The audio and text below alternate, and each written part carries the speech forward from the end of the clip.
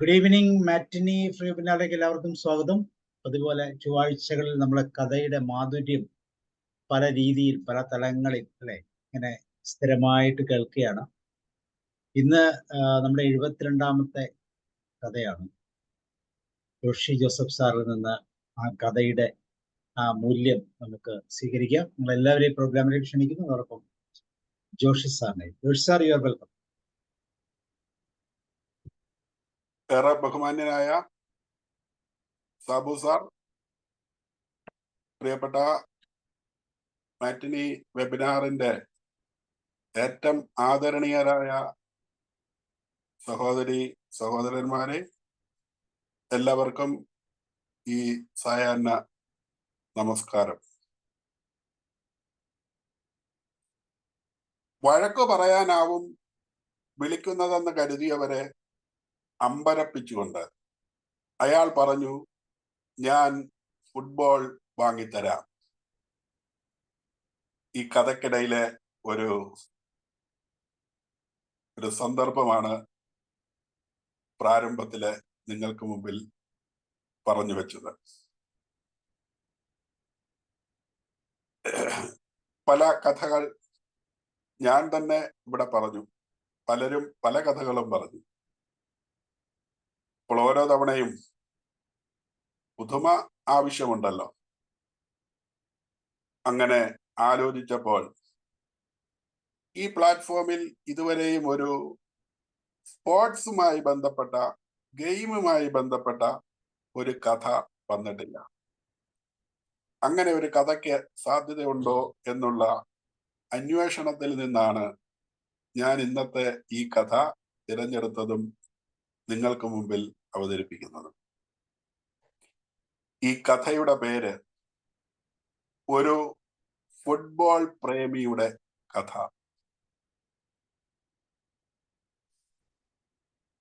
ഇതിന്റെ രചയിതാവ് മേരി ജോസി മലയിൽ. നമുക്ക് ആരംഭിക്കാം. ഇന്ന് പത്രത്തിന്റെ ആദരാഞ്ജലി പേജിൽ, അഥവാ നിര്യാതരായ വാർത്തകൾ പ്രസിദ്ധീകരിക്കുന്ന പേജിൽ, ഡേവിസ് മാത്യു 89 വയസ്സ് എന്ന് കണ്ടപ്പോൾ തന്റെ ജീവിതം തന്നെ മാറ്റിമറിച്ച ആ മഹത് വ്യക്തിയെക്കുറിച്ച് ഗോപാലകൃഷ്ണപിള്ള ഒരു നിമിഷം ഓർത്തിരുന്നു പോയി. വീടിന് മുമ്പിലെ റോഡിൽ തുടങ്ങിയ പന്തുകളി അദ്ദേഹത്തിന്റെ കാരുണ്യം കൊണ്ട് ആദ്യം പള്ളിപ്പറമ്പിൽ എത്തി. പിന്നെ സ്പോർട്സ് കോട്ടായിൽ ഗവൺമെന്റ് എഞ്ചിനീയറിംഗ് കോളേജിൽ പ്രവേശനം ലഭിച്ചു. അവിടുന്ന് സർക്കാർ സർവീസിൽ ഉദ്യോഗസ്ഥനും ആയി. സർവീസിലിരിക്കെ അനേകം കായിക പ്രതിഭകളെ വാർത്തെടുക്കാനുള്ള അവസരം ലഭിച്ചു. അവസാനം സ്പോർട്സ് കൗൺസിലിന്റെ ഉന്നത പദവി അലങ്കരിക്കുകയും ചെയ്യാൻ ഇടയായി. ഇതെല്ലാം ഒരു ഫ്ലാഷ് ബാക്ക് പോലെ ഗോപാലകൃഷ്ണപിള്ളയുടെ ഓർമ്മകളിൽ മിന്നി മറഞ്ഞു. ഗോപാലകൃഷ്ണപിള്ള ഒരിടത്തരം കുടുംബാംഗമായിരുന്നു. പഠനത്തിൽ ഒരു ആവറേജ് വിദ്യാർത്ഥി. 1970 കാലഘട്ടം. കോളനിയിൽ 4 മണിയോടെ സ്കൂളിൽ നിന്നെത്തുന്ന ആൺകുട്ടികൾ പുസ്തകപ്പെട്ടി വീടിനുള്ളിലേക്ക് എറിഞ്ഞ് ശീഘ്രം തന്നെ റോഡിൽ ഫുട്ബോൾ കളിക്കാൻ ഓടുന്ന കാലമായിരുന്നു അത്. അപൂർവമായേ വീടുകളിൽ അന്ന് കാറുകൾ ഉള്ളൂ. അതുകൊണ്ട് റോഡിന്റെ രണ്ടറ്റത്തും 2 കല്ല് വെച്ച് പോസ്റ്റ് ഉണ്ടാക്കും. തുടർന്ന് 11 പേർ വീതമടങ്ങുന്ന 2 ടീമുകൾ തമ്മിലുള്ള മത്സരം ഒന്ന് തുടങ്ങും. ചെറിയ റബ്ബർ ബോളിനെ കുറെ തുണി കൊണ്ട് ചുറ്റി ചുറ്റി തുന്നിപ്പിടിപ്പിച്ച ഒരു പന്തായിരിക്കും അത്. വഴി യാത്രക്കാർക്കോ സൈക്കിൾ യാത്രക്കാർക്കോ ആർക്കും ശല്യമുണ്ടാക്കാത്ത രീതിയിലാണ് കുട്ടികൾ കളി തുടങ്ങുക. തുണിപ്പന്തായതുകൊണ്ട് ഇത് മേലോട്ട് പൊന്തി വീടുകളുടെ ജനലോ ഗ്ലാസോ ഒന്നും പൊട്ടുമെന്ന പേടിയും വേണ്ട. 1.5 മണിക്കൂർ നീളുന്ന കളി അവസാനിപ്പിച്ച് സന്ധ്യയാകുന്നതോടെ എല്ലാവരും വീട്ടിലേക്ക് മടങ്ങും. കുട്ടികൾ എല്ലാവരും ആ കോളനിവാസികൾ തന്നെയായിരുന്നു. അങ്ങനെ ഇരിക്കെ എന്നും ഒരു വീടിന്റെ മുമ്പിൽ സമ്പന്നനും അരോഗ ദൃഢഗാത്രനുമായ ഒരാൾ കുറച്ചു നേരം ഇവരുടെ കളിയൊക്കെ സാകൂതം വീക്ഷിച്ചു നിൽക്കുക പതിവുണ്ട്. കുറച്ചു കഴിഞ്ഞ് സിഗരറ്റും കത്തിച്ച് അദ്ദേഹം നടന്നു പോകുന്നതും കാണാം. ഒരു ദിവസം കളി കണ്ടു നിന്ന ഇദ്ദേഹം എല്ലാവരെയും കൈകാട്ടി വിളിച്ചു. ഇനി ഇവിടെ കളിക്കരുതെന്ന് പറയാനാണോ എന്ന് ശങ്കിച്ച് എല്ലാവരും മനസ്സില്ലാ മനസ്സോടെ പുള്ളിയുടെ അടുത്തേക്ക് ചെന്നു. അപ്പോൾ അദ്ദേഹം പറഞ്ഞു, എന്റെ പാത്രക്കടയുടെ അപ്പുറത്ത് സ്പോർട്സ് സംബന്ധമായ സാധനങ്ങൾ വിൽക്കുന്ന ഒരു കട ഈയിടെ തുടങ്ങിയിട്ടുണ്ട്. നിങ്ങൾ 5-6 പേർ എന്റെ കൂടെ വന്നാൽ ഞാൻ നിങ്ങൾക്ക് ഒരു ഫുട്ബോൾ വാങ്ങിത്തരാം. എല്ലാവരും സന്തോഷം കൊണ്ട് മതി മറന്നു. കുറച്ച് മുതിർന്ന ആൺകുട്ടികൾ അപ്പോൾ തന്നെ അദ്ദേഹത്തോടൊപ്പം ആ കടയിലേക്ക് പോയി. സമ്പന്നനായ ഇദ്ദേഹത്തെ കണ്ടതും സ്പോർട്സ് കടക്കാരൻ ഓടി വന്നു. ഈ കുട്ടികൾക്ക് കളിക്കാൻ ഒരു 3-ാം നമ്പർ ഫുട്ബോൾ എടുത്തു കൊടുക്കാൻ ഈ അഭ്യുദയകാംക്ഷി ആവശ്യപ്പെട്ടു. ഫുട്ബോളിന്റെ ബ്ലാഡറിൽ എയർ നിറയ്ക്കുന്നതും ലേസ് വെച്ച് കെട്ടുന്നതും സെയിൽസ്മാൻ കുട്ടികൾക്ക് കാണിച്ചു കൊടുത്തു. പമ്പും ലേസും ഫുട്ബോളുമായി കുട്ടികൾ കൂട്ടുകാരുടെ അടുത്ത് പറന്നെത്തി. സന്തോഷം കൊണ്ട് തുള്ളിച്ചാടിയ കുട്ടികൾ ഇദ്ദേഹത്തെ സംശയിച്ചതിന് മനസ്സാ മാപ്പ് പറഞ്ഞു. കളി തുടങ്ങിയപ്പോൾ തുണിപ്പന്ത് പോലെ അല്ല, വിചാരിക്കുന്നതിന് മുമ്പേ ബോൾ പറക്കാൻ തുടങ്ങി. എല്ലാവരും വളരെ സൂക്ഷിച്ച് അവിടുത്തെ താമസക്കാർക്ക് ആർക്കും പരാതി പറയാൻ ഒരു അവസരം കൊടുക്കാതെ ശ്രദ്ധയോടെ കളി പതിവ് പോലെ തുടർന്നു. അപ്പോഴാണ് ഇദ്ദേഹം പിന്നെയും മറ്റൊരു സഹായഹസ്തവുമായി എത്തുന്നത്. എല്ലാവരും കൂടി എന്റെ കൂടെ വന്നാൽ ഞാൻ ഇവിടുത്തെ പള്ളിയിലെ അച്ഛനെ കണ്ട് നിങ്ങൾക്ക് പള്ളിപ്പറമ്പിൽ കളിക്കാൻ അവസരം വാങ്ങിത്തരാമെന്ന് അദ്ദേഹം പറഞ്ഞു. എല്ലാവരും കൂടി ചേർന്ന് ഈ വന്യദേഹത്തോടൊപ്പം അച്ഛനെ കണ്ട് അതിനുള്ള അനുവാദവും നേടിയെടുത്തു. ഒരു സ്പോർട്സ് പ്രേമിയായിരുന്നു അച്ഛനും. പിറ്റേ ദിവസം തന്നെ അച്ഛന്റെ നിർദ്ദേശപ്രകാരം കപ്പ്യാരും കുശിനിക്കാരനും കൂടി പള്ളിപ്പറമ്പ് വൃത്തിയാക്കി. കുട്ടികൾക്ക് കളിക്കാൻ കളിയിടം ഒരുക്കി കൊടുത്തു. ആൺകുട്ടികളൊക്കെ റോഡിലെ കളി നിർത്തി. എല്ലാവരും പിന്നീട് പള്ളിപ്പറമ്പിലേക്ക് ഓടാൻ തുടങ്ങി. കുട്ടികളുടെ കളിയൊക്കെ കാണാൻ വൈകുന്നേരം നാട്ടുകാരും വന്നു തുടങ്ങി. അച്ഛൻ പള്ളിയോട് ചേർന്നുള്ള ഒരു ഔട്ട് ഹൗസ് വൃത്തിയാക്കി അവിടെ ക്യാരംസ് ബോർഡും ചെസ്സും ഒക്കെ വാങ്ങിവെച്ചു. അപ്പോൾ കുറച്ച് മുതിർന്നവർ അതിനകത്ത് കയറിയിരുന്ന് കളി തുടങ്ങി. കുറച്ചു മാറി അച്ഛൻ ഒരു ഷട്ടിൽ കോക്ക് ഗ്രൗണ്ട് കൂടി ഉണ്ടാക്കി. അന്നേരം 5 മണി മുതൽ 7 മണി വരെ നാട്ടിലുള്ള ആൺകുട്ടികളും മുതിർന്നവരും കായിക പ്രേമികളും ഒക്കെ അങ്ങനെ പള്ളിപ്പറമ്പിൽ എത്താൻ തുടങ്ങി. ഇതിന്റെ ഒരു ഗുണം എന്താണെന്ന് വെച്ചാൽ, ജാതിയുടെയോ മതത്തിന്റെയോ അതിർവരമ്പുകളില്ലാതെ ആ നാട്ടിലെ എല്ലാവരും തമ്മിൽ ഒരു സൗഹൃദ ബന്ധം തുടങ്ങി എന്നുള്ളതാണ്. ആ നാട്ടിൽ ഏതെങ്കിലും വീട്ടിൽ ഒരു മരണമോ കല്യാണമോ വന്നാൽ ഉത്സാഹ കമ്മിറ്റിയായി ഇവർ എല്ലാവരും ഉണ്ടാകും. ഊർജസ്വലരായ ഒരു കൂട്ടം ആൺകുട്ടികളും ചെറുപ്പക്കാരും എന്തിനും ഏതിനും അവർ മതി എന്ന തരത്തിൽ സേവന സംഘം തന്നെയായി. ഒത്തുപിടിച്ചാൽ മലയും പോരും എന്ന് പറഞ്ഞതുപോലെ ഏത് പ്രശ്നവും കൈകാര്യം ചെയ്യാൻ ഇവർ മതിയെന്നായി.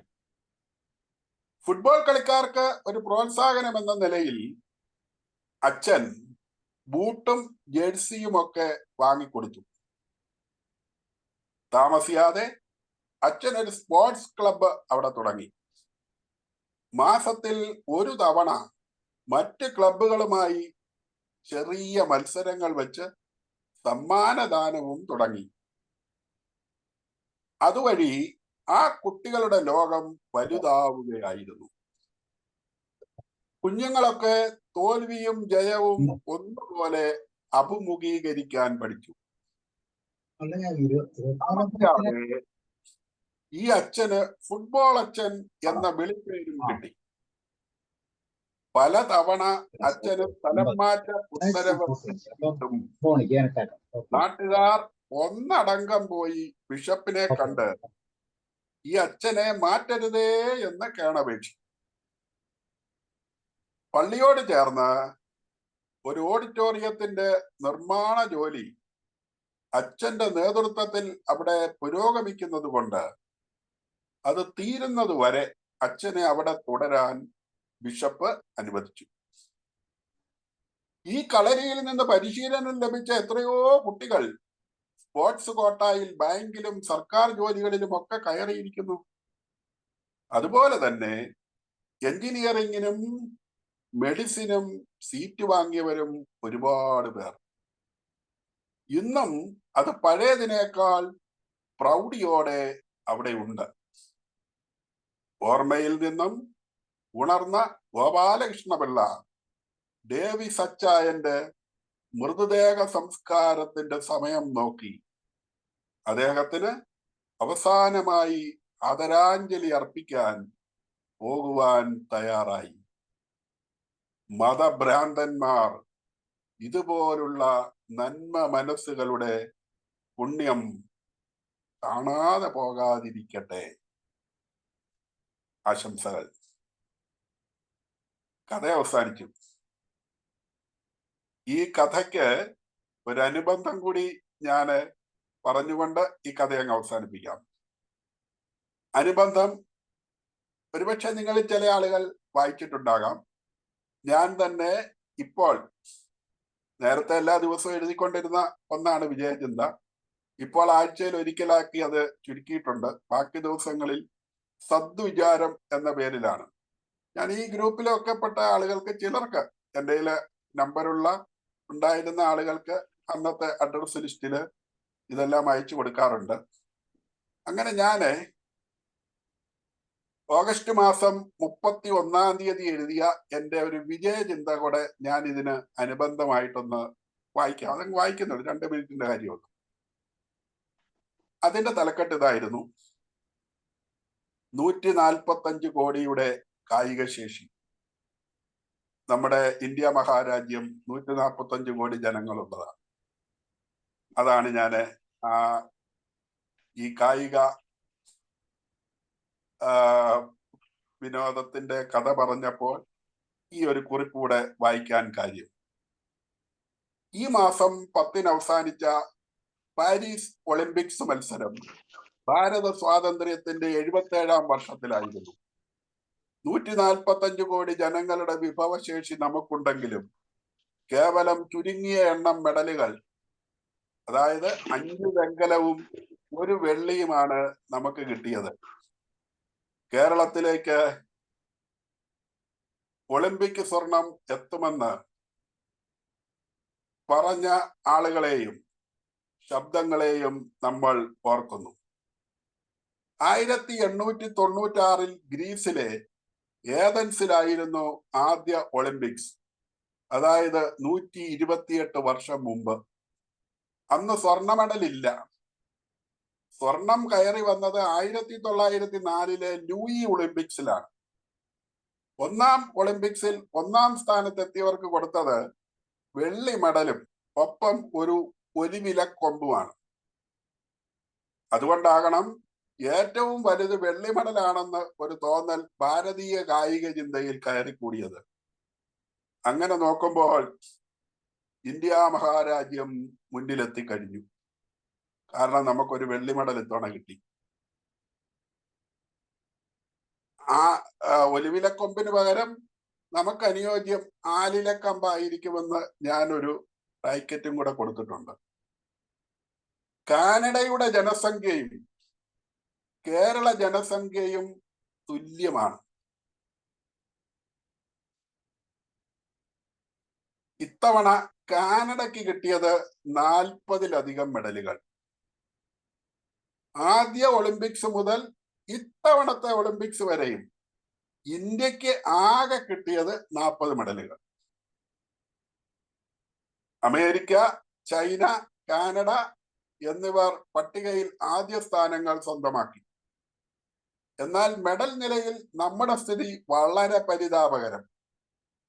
ഇത്തവണ നമ്മേക്കാൾ മുമ്പിലാണ് നമ്മുടെ അയൽ രാജ്യമായ പാകിസ്ഥാൻ.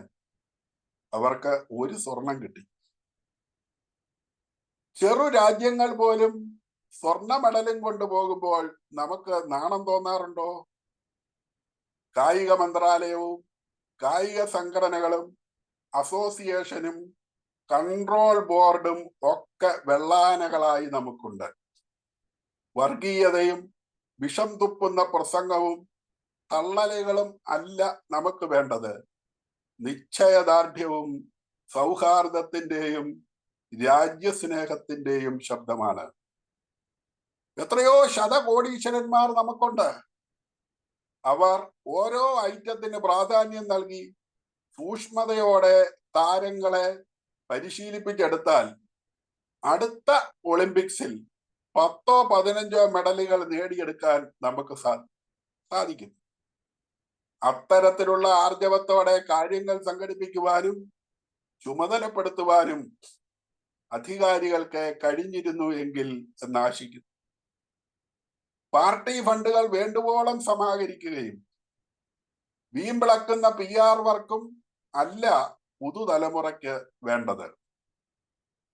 ചെറുപ്പം മുതൽ ഗുണമേന്മയുള്ള ശരിയായ ചിന്ത പകർന്നു നൽകുന്ന വിദ്യാഭ്യാസം, കായികം, വികസനം എന്നിവയൊക്കെ കാലോചിതമായി നടപ്പാക്കുവാൻ അധികാരികൾ ശ്രദ്ധിച്ചിരുന്നു എങ്കിൽ എന്ന് ആഗ്രഹിക്കുന്നു. അങ്ങനെ ലോക ജനസംഖ്യയിൽ ഏറ്റവും മുമ്പിൽ നിൽക്കുന്ന നമ്മുടെ നാട് അടുത്ത ഒളിമ്പിക്സിൽ എങ്കിലും അഭിമാനത്തോടെ പങ്കെടുത്തിരുന്നു എങ്കിൽ.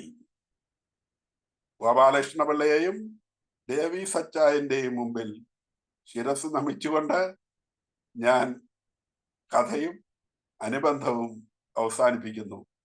Thank you very much.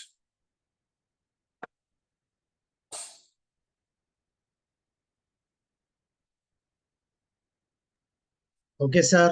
Mohandas sir.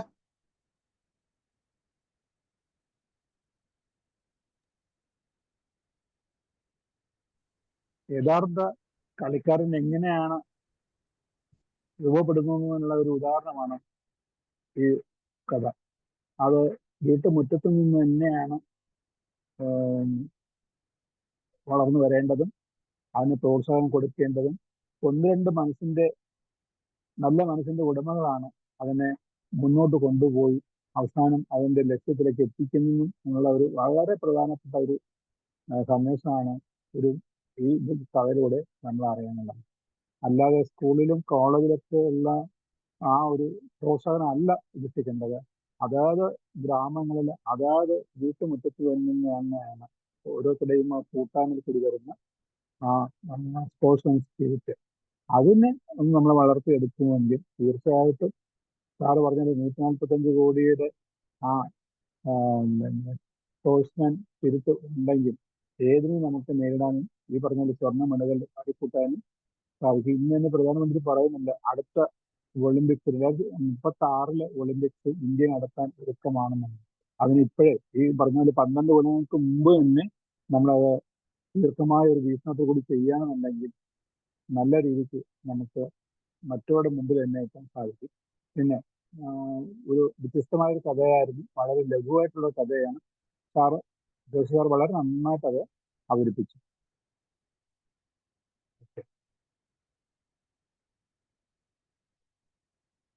Okay sir. Roy sir. Roy sir കേൾക്കാമോ? എന്നെ കേൾക്കാവോ? ഓക്കെ. ഓക്കെ. ഒരു ചെറിയ കഥയാണെങ്കിലും വളരെയധികം ചിന്തിക്കേണ്ട ചില ആശയങ്ങളാണ് ജോഷി സാർ ഇവിടെ അവതരിപ്പിച്ചത്. കാരണം സ്പോർട്സ് ഐറ്റം ആയാലും എന്ത് കാര്യമായാലും ചെറുപ്പം മുതലേ പ്രോത്സാഹിപ്പിക്കാനുള്ള ഒരു സാഹചര്യം ഇല്ലാതെ മറ്റെന്തോ ലക്ഷ്യം വെച്ചുകൊണ്ടുള്ള പ്രവർത്തനങ്ങളാണ് നടത്തുന്നത്.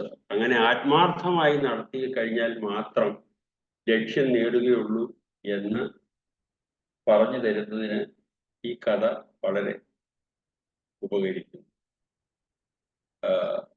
കാരണം ഇതിന് ഒക്കെ ശ്രമിക്കുകയും പ്രോത്സാഹിപ്പിക്കുകയും ചെയ്തു എങ്കിലും അതൊന്നും മറ്റാരും അത്ര വലിയ വിഷയമാക്കിയില്ല.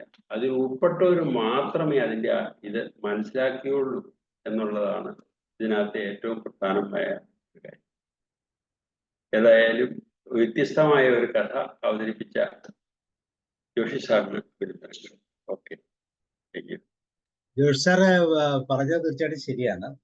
സ്പോർട്സിനെ എല്ലാവരും ഒത്തിരി പ്രോത്സാഹിപ്പിക്കുന്നുണ്ട്. പക്ഷെ ഈ സ്പോർട്സിന്റെ ഒക്കെ ഔദ്യോഗികമായ തലങ്ങളുടെ തലപ്പത്ത് എത്താൻ വേണ്ടിയിട്ടുള്ള ഒരു ശ്രമമല്ലാതെ യഥാർത്ഥ സ്പോർട്സ് പേഴ്സണെ കൃത്യമായിട്ട് പ്രോത്സാഹിപ്പിക്കും അങ്ങനെയുള്ള പരിപാടികൾ ചെയ്യുന്നില്ല. പലപ്പോഴും സ്പോർട്സ് കമ്മിറ്റിയുടെ ഒക്കെ മുകളിൽ ഉന്നത സ്ഥാനങ്ങൾ അലങ്കരിക്കാൻ വേണ്ടി ചില പരിശ്രമങ്ങൾ നടത്താറുണ്ട്, നടത്തുന്ന രീതികളാണ് ഉള്ളത് എന്നൊക്കെയാണ് നമുക്ക് മനസ്സിലാകുന്നത്. ശരിക്കും ഒരു അത്ലറ്റിനെ അതിൻ്റെതായ രീതിയിൽ പ്രോത്സാഹിപ്പിച്ച് ഒത്തിരി ഗുണകരമായ ഒരു പ്രതിഫലത്തിലേക്ക് എത്തിക്കാനൊന്നും ഈ പറയുന്ന രീതിയിലുള്ള ഒരു ശ്രദ്ധ ഇല്ല. ഇപ്പൊ നമ്മൾ ചില വീഡിയോസ് ഒക്കെ കണ്ടാൽ അറിയാം, പ്രത്യേകിച്ച് ചൈനയിലുള്ള തീരെ ചെറിയ കുട്ടികളെ പ്രോത്സാഹിപ്പിക്കുന്ന ചില വീഡിയോസ് ശ്രദ്ധിച്ചു നോക്കി അറിയാം. 2 വള്ളിയില് എനിക്ക് ഒന്നും നടക്കാൻ പറ്റാത്ത ഒരു കൊച്ചിനെ മുകളിലും താഴെ വള്ളിയിൽ കെട്ടി നിർത്തിച്ച് അതിൽ കൂടെ നടത്തുന്ന അച്ഛനെയൊക്കെ കണ്ടിട്ടുണ്ട്. അതുപോലെ ജിംനാസ്റ്റിക്കിനെ വളരെ ചെറിയ കുട്ടികളൊക്കെ പ്രോത്സാഹിപ്പിക്കുന്നത് കാണുമ്പോൾ എത്ര കൃത്യതയോടെയാണ് അവരുടെ ലക്ഷ്യം, അവർ ഫോക്കസ്ഡ് ആണ്, ഗോൾ സെന്റേഡ് ആണ്. പക്ഷെ നമുക്ക് അങ്ങനെ ഒന്നുമില്ല എന്നുള്ളതാണ് എൻ്റെ ഒരു പ്രത്യേകത. അപ്പൊ അതുകൊണ്ട് തന്നെ ഈ കഥയ്ക്ക് അത്രമാത്രം മാനങ്ങളുണ്ട്. ഓക്കെ, അമന ടീച്ചർ കേൾക്കുന്നു.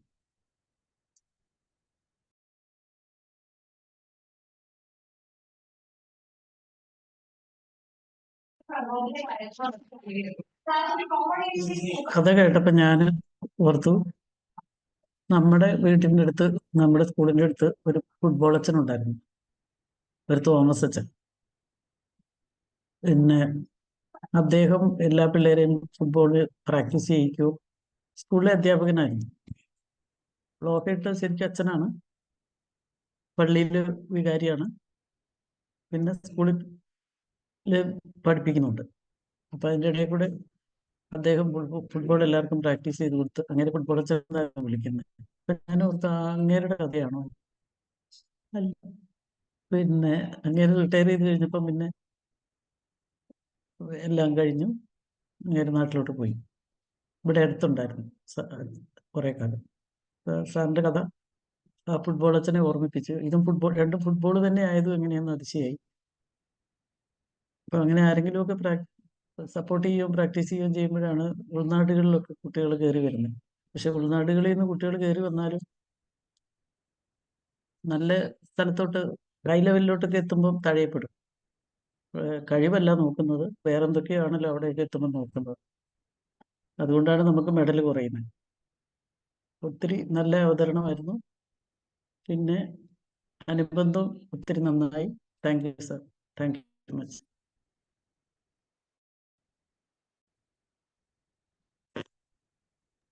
Okay, thank you. വേറെ ആർക്കാണെന്ന് ഷെയർ ചെയ്യാനുള്ള? രാജു സാർ, സാർ, ലീന മാം.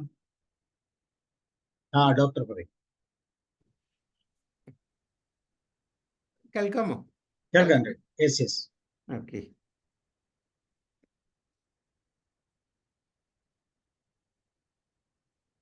ജോഷ് സർ, സാറ് കഥയൊന്നും പറഞ്ഞില്ല കേട്ടോ. അത് കഥയായിരുന്നില്ല.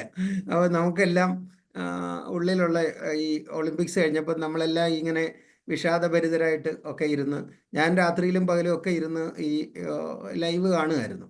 അപ്പോൾ ഒക്കെ നമുക്ക് ഈ നമ്മുടെ ത്രിവർണ്ണ പതാക ഒന്ന് ഉയരുന്നതും നമ്മുടെ ജനഗണമന അവിടെ കേൾക്കാൻ പറ്റുന്നു എന്നൊക്കെ ഇങ്ങനെ കൊതിച്ചൊക്കെ ഇരുന്ന ഒരാളാണ്. വെറുതെ ഉറക്കം കളച്ചു. അപ്പോൾ അതിൽ ഞാൻ ഈ കഥയുടെ അവതരണം തുടങ്ങിയപ്പോൾ വിചാരിച്ചു NS മാധവൻ്റെ ഹിഗ്വിറ്റ ഇല്ലേ, ഹിഗ്വിറ്റ പോലെ ഒരു ഫുട്ബോൾ അങ്ങനെ ഒരു കഥയാണ് ഞാൻ പ്രതീക്ഷിച്ചത്. പക്ഷേ സാറ് ഈ അവതരിപ്പിച്ചത് നമ്മുടെ ആത്മവിമർശനങ്ങളാണ്. അപ്പോൾ ഈ കാലിക്കറ്റ് യൂണിവേഴ്സിറ്റിയിലെ ഒരു സ്പോർട്സ് കോച്ചുണ്ടായിരുന്നു, എല്ലാവർക്കും അറിയാം, ശിവശങ്കര കൈമൾ. ഈയിടെ മരിച്ചുപോയി അദ്ദേഹം. എൻ്റെ ഒരു സ്നേഹിതനാണ്. 84ാമത്തെ വയസ്സിലോ മറ്റോ ആണ് അദ്ദേഹം ഇപ്പോൾ ഈയിടെ മരിച്ചത്, ഒരു മാസമേ ആയിട്ടുള്ളൂ. അപ്പോൾ അദ്ദേഹത്തെ 75ാമത്തെ വയസ്സിൽ അദ്ദേഹം ഈ സ്പോർട്സിൽ PhD എടുത്തു. എന്തിനാണ് PhD എടുത്തതെന്ന് ഞാൻ അദ്ദേഹത്തിനോട് ചോദിച്ചു. പറഞ്ഞു എനിക്ക് അത്ര ഇഷ്ടമാണ് എന്ന്. അദ്ദേഹം ഒരുപാട് പേരെ ഈ കോച്ച് ചെയ്ത് കൊണ്ടുവരികയും അത്ലറ്റിക്സിലുമൊക്കെ കേരളത്തിൻ്റെ കാലിക്കറ്റ് യൂണിവേഴ്സിറ്റിയുടെയൊക്കെ ഏറ്റവും കൂടുതൽ താരങ്ങളെ കൊണ്ടുവരികയൊക്കെ ചെയ്ത ഒരാളാണ്. ചിലർക്ക് ഇതൊരു വലിയൊരു അഭിനിവേശമാണ്, ഈ സ്പോർട്സിനും ഒക്കെ ഇവരെ പരിചയിപ്പിക്കുന്നത്. അപ്പോൾ സാറ് ഈ കഥയ്ക്ക് അനുബന്ധമായിട്ട് ഒരു കാര്യം ചെയ്തു. ഇതിന് ഉള്ള പരിഹാരം കൂടെ, കാരണം ഈ ശതകോടീശ്വരന്മാർ ഓരോ സ്പോർട്സിലെ ഓരോ താരത്തിനെ അങ്ങോട്ട് സ്പോൺസർ ചെയ്യുന്നു. പണ്ട് നമുക്കറിയാമല്ലോ, നമ്മൾ മോഹൻ ബഗാൻ്റെയും അതേപോലെ തന്നെ മുഹമ്മദ് സ്പോർട്സിൻ്റെ ഒക്കെ, അതേപോലെ തന്നെ നമ്മുടെ റെയിൽവേ തുടങ്ങിയവരെല്ലാം ഇപ്പോൾ അതിൽ ജോലി കിട്ടാൻ വേണ്ടിയിട്ടാണ് ഈ ഇവരെല്ലാം അതിനകത്തേക്ക് പാഞ്ഞു കയറുന്നത്, അല്ലാതെ സ്പോർട്സിനെ വളർത്തുന്നതിന് വേണ്ടിയിട്ടല്ല. അപ്പം നമ്മുടെ ഒരു രാജ്യത്തിൻ്റെ ഒരു ഗതികേടാണ്. കാരണം ഇപ്പോൾ ഈ കഥയുടെ ഒരു കുറച്ച് മുന്നേ ഒരു രാഷ്ട്രീയ നേതാവ് കണ്ട് ഞാൻ സംസാരിച്ചപ്പോൾ അദ്ദേഹം എന്നോട് പറഞ്ഞു, അദ്ദേഹം ഈ അമ്പെയ്ത്തിൻ്റെ ജില്ലാ പ്രസിഡൻ്റ് ആണെന്ന് പറഞ്ഞു. അദ്ദേഹത്തിന് അമ്പ് എയ്ത്ത് ഈ രാമായണം സീരിയലിൽ TV കണ്ടിട്ടുള്ളതല്ലാതെ ഈ അമ്പും വില്ലും എന്താണെന്ന് പോലും അറിയാത്ത ഒരാളാണ്.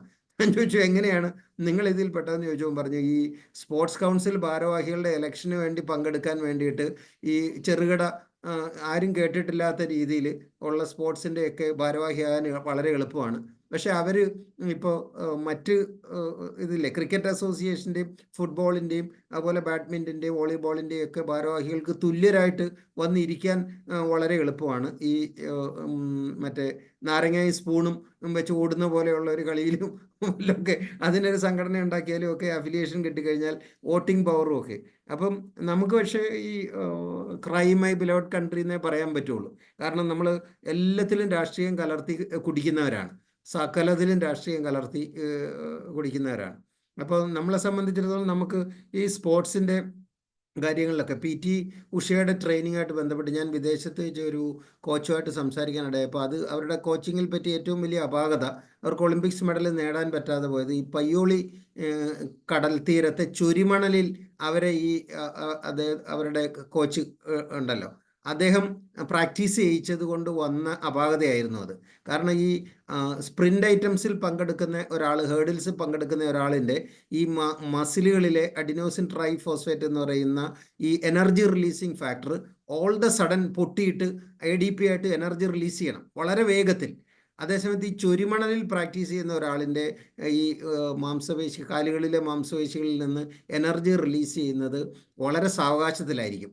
വളരെ സാവകാശത്തിലാകുന്നതുകൊണ്ട് എത്രയായാലും ഇവർക്ക് സ്പീഡ് എടുക്കാൻ ജനറ്റിക്കലി എല്ലാ കഴിവുകളും, കാലിൻ്റെ മെഷർമെൻറ്റും തുടയുടെ മെഷർമെൻറ്റും ഒക്കെ PT ഉഷയുടെ നമുക്ക് അറിയാം. അത് പേടമാൻ പോലെ കുതിച്ചോടാൻ പറ്റുന്ന ഒന്നാണ്. പക്ഷെ ട്രെയിനിങ്ങിൻ്റെ അപാകത എന്ന് പറഞ്ഞാൽ ഈ ചൊരിമണലിൽ കടൽ തീരത്ത് ഓടിച്ചോടിച്ച് വന്നപ്പോഴത്തേക്ക് അത് സ്ലോലി എനർജി റിലീസ് ചെയ്യുന്ന രീതിയിൽ ഇവരുടെ മൈറ്റോകോൺട്രിയയിലെ ഈ എനർജി സ്റ്റോർ ഹൗസ് അതേപോലെ ആയിപ്പോയി. ഓൾ ദ സഡൻ പൊട്ടിച്ചിട്ട് ഓടേണ്ട ഒന്നാണ് 200 മീറ്റർ ഹേർഡിൽസിലും 100 മീറ്റർ നമ്മുടെ സ്പ്രിൻറ്റിലും ഒക്കെ പങ്കെടുക്കുന്നവർക്ക് പെട്ടെന്ന് എനർജി റിലീസ് ചെയ്ത് അതിവേഗത്തിൽ പോകേണ്ടതിന് പകരമായിട്ട് പറ്റിയത് ഈ ട്രെയിനിങ്ങിലെ അപാകത കാരണം. നമുക്ക് ആർക്കും അറിയില്ല. നമ്മൾ നമ്പ്യാരി സാറിനെയൊക്കെ വളരെ പുകഴ്ത്തുകയും അദ്ദേഹത്തിന് ഭാരതരത്ന അല്ലാതുള്ള ഇത് എല്ലാം കൊടുക്കുകയും എല്ലാം ചെയ്തെങ്കിലും ഈ ട്രെയിനറുടെ ഒരു അറിവില്ലായ്മയും അപാകതയും കാരണമാണ് സംഭവിച്ചത്. ഫോറിൻ ട്രെയിനറുടെ അടുത്തേക്ക് വിടാനും പോലും ഈ ട്രെയിനർ, നമ്മൾ കുറ്റം പറയല്ല അതിനെ പറ്റിയിട്ട്. കാരണം സ്പോർട്സ് കൗൺസിലുകളും ഒക്കെ ഇപ്പോൾ സ്പോർട്സിൽ ഒരുപാട് റിസർച്ചുകളും ഒക്കെ വന്നിട്ട് ഈ ഒരു അത്ലറ്റിൻ്റെ വെയിറ്റ് 100 ഗ്രാം കുറയ്ക്കാൻ എന്ത് ചെയ്യണമെന്ന് നമ്മുടെ ഫിസിയോതെറാപ്പിസ്റ്റിനും ഡയറ്റീഷ്യനും അറിഞ്ഞിരുന്നില്ല. ഒളിമ്പിക്സിൽ നമ്മളെല്ലാം കണ്ടതല്ലേ, ഒരു പാവം അത്ലറ്റ് കരഞ്ഞുകൊണ്ട് 100 ഗ്രാം ഭാരം കൂടിയെന്ന്. 100 ഗ്രാം ഭാരം കുറയ്ക്കാൻ വേണ്ടിയിട്ട് അവരുടെ ഈ അണ്ടർ ഗാർമെൻ്റ് അങ്ങ് ഊരിക്കളയോ മുടി മുട്ടയടിക്കുകയോ ചെയ്താൽ മതിയായിരുന്നു. നമുക്കറിയാം ഒരു ചായയുടെ വെയിറ്റാണ് ഈ 100 ഗ്രാം എന്നുള്ളത്.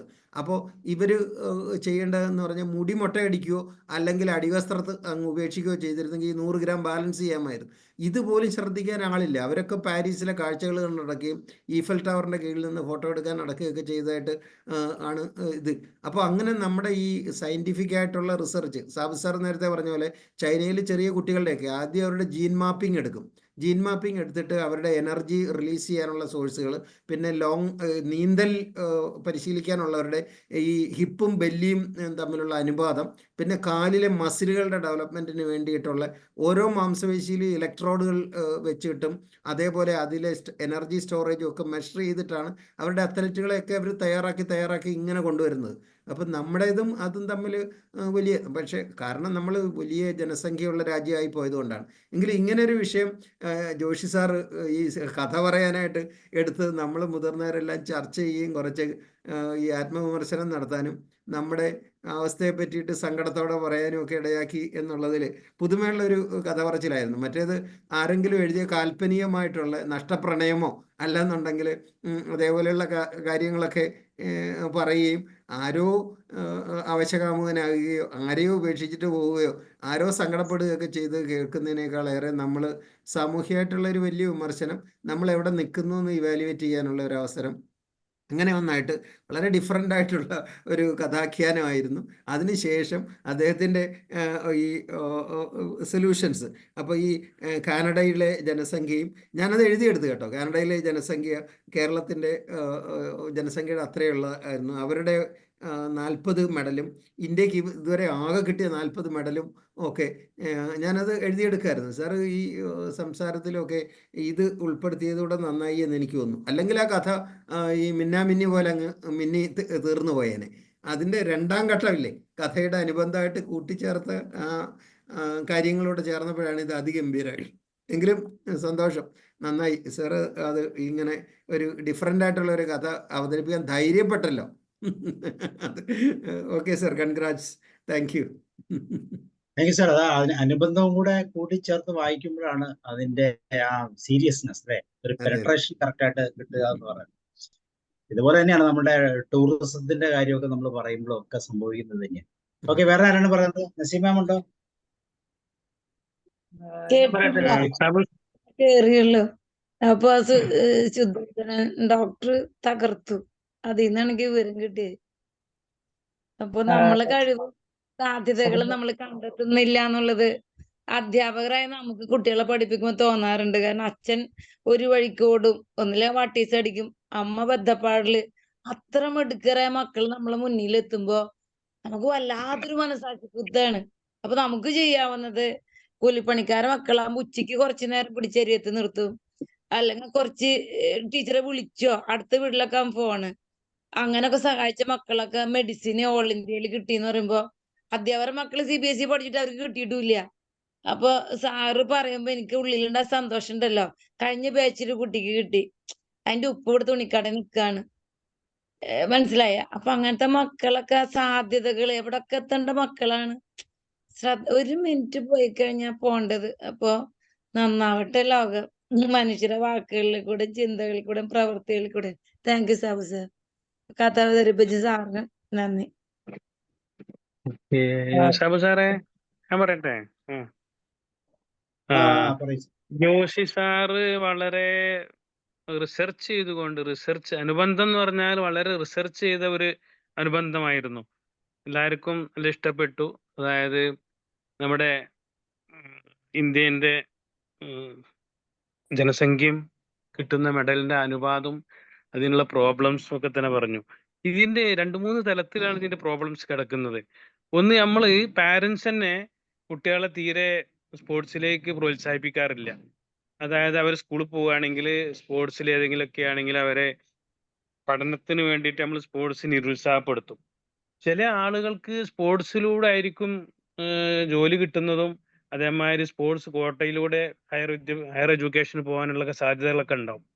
അത് നമ്മൾ സാധാരണ നിരുത്സാഹപ്പെടുത്താറാണ് പൊതുവെ ഉള്ളത്. പിന്നെ ഒരു കാര്യം, ഈ സ്പോർട്സ് കോട്ടയിൽ ഹയർ എഡ്യൂക്കേഷനിൽ അഡ്മിഷനും അതുപോലെ ജോലിക്കുള്ളത് അവിടെയൊക്കെ എന്താ ചെയ്യണമെന്ന് വെച്ചാൽ അവിടെയൊക്കെ കറപ്ഷൻസ് നടത്തുന്നു. അതായത് നല്ല ആളുകൾക്കല്ല അവിടെ കിട്ടുന്നത്. അവിടെയും എന്തെങ്കിലും റെക്കമെൻഡേഷനും ഒക്കെ വെച്ച് ചിലപ്പോൾ നല്ല ആളുകൾക്ക് അവിടെ കിട്ടാതെ ലോവർ ഗ്രേഡിലുള്ള ആളുകളെ കയറ്റും റെക്കമെൻഡേഷൻ. ഇപ്പൊ അടുത്തൊരു സംഭവം ഉണ്ടായി ഇവിടെ യൂണിവേഴ്സിറ്റിയിൽ. എന്നിട്ട് അവിടെ കൂടുതൽ ഭയങ്കര പ്രശ്നങ്ങളൊക്കെ ഉണ്ടായി, ഹംഗാമകളൊക്കെ ഉണ്ടായി. അപ്പൊ അത് കാണാം. അതുപോലെ തന്നെ ഇത് ഡിസ്ട്രിക്ട് ലെവലിൽ, സ്റ്റേറ്റ് ലെവലിൽ, ഓൾ ഇന്ത്യ ലെവലിൽ, ഫുട്ബോൾ ടീമിൽ, ക്രിക്കറ്റ് ടീമിലൊക്കെ തന്നെ സെലക്ഷൻ നടക്കുമ്പോൾ പൊളിറ്റിക്കൽ ആയിട്ടുള്ളതും കമ്മ്യൂണൽ ആയിട്ടുള്ള റെക്കമെൻഡേഷൻസ് MLA വഴി, മന്ത്രിമാരെ വഴി നമ്മൾ പല ആളുകളും അങ്ങനെ കയറ്റും. അപ്പൊ ഈ ശരിക്ക് കഴിവുള്ള ആളുകളെ താഴെപ്പെടും. അപ്പൊ അവർക്ക് ഭയങ്കര ഡിപ്രഷനായിട്ട് അവർ പിന്നെ ആ ഫീൽഡിൽ നിന്ന് മാറി നിൽക്കും. പിന്നെ അങ്ങനെ ഡിഫറെന്റ്. അതേമാതിരി ആ ചെക്കഡേ ഇന്ത്യ എന്ന് പറഞ്ഞ ഫിലിമിൽ കാണുന്നില്ലേ, ഷാറൂഖ് ഖാൻ നേതാവായി വന്ന സമയത്ത് ലീഡറായി വന്നു കാണുന്ന മൂപ്പര് ഈ ഉള്ളിലുള്ള പൊളിറ്റിക്സ്, തൊഴുത്തിൽ കുത്ത് എന്ന് പറയും. അതായത് കളിക്കാർ തമ്മിൽ തന്നെ പല പൊളിറ്റിക്സ് ഉണ്ടാക്കിയിട്ട് സ്പോർട്സിൽ നമുക്ക് പരാജയപ്പെടുന്ന ചുറ്റുപാടുകൾ ഉണ്ടാവാറുണ്ട്. അങ്ങനെ പല റീസൺ കൊണ്ടാണ് ഇത്.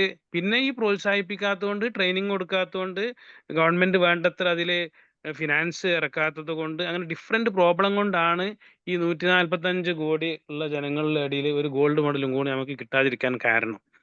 Okay, thank U. അത് സാറ് വളരെ സമന്വയമായിട്ട് പറഞ്ഞു, അവസാനിപ്പിച്ചു. Okay, thank you very much.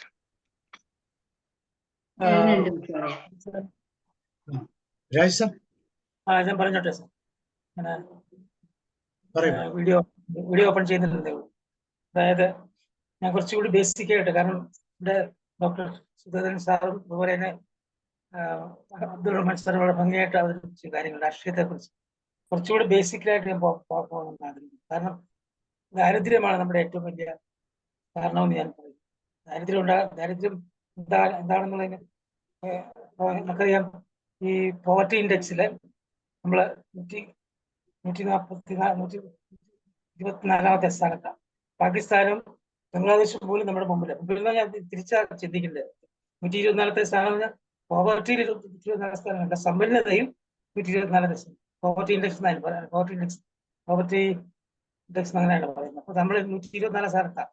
അതേസമയം പാകിസ്ഥാനും നമ്മുടെ ബംഗ്ലാദേശ് പോലും നമ്മളെക്കാളും താഴെ ഉദ്ദേശിക്കുന്നത് അവര് നമ്മളെക്കാളും റിച്ചറാണ്. മനസ്സിലായോ?